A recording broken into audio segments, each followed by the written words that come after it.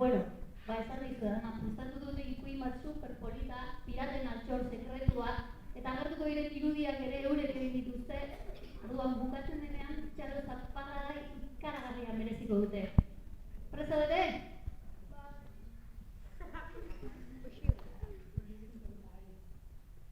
Baziren behin pirata txiki batzuk, itsasontziari baten bandera zuten zur.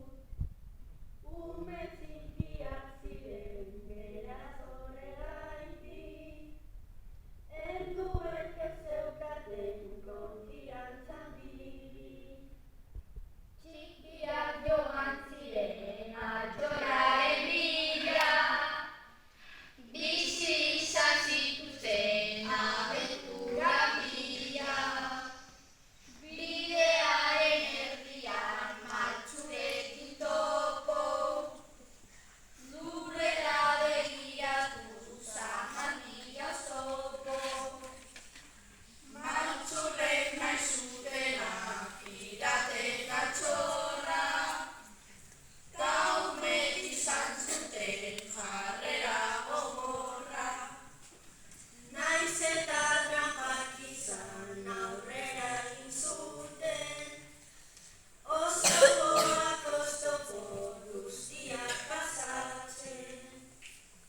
Nagusia bezala oso onak ziren, naiz eta txiki izan balioa zuten. Azkenean helduak konturatu eta merkatu ziren denak eta lortu meta.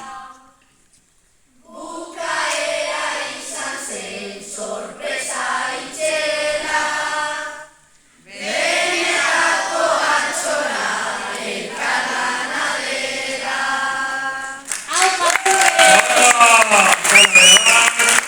Eskerrik asko, Merkudeko Sigario Maiakoa.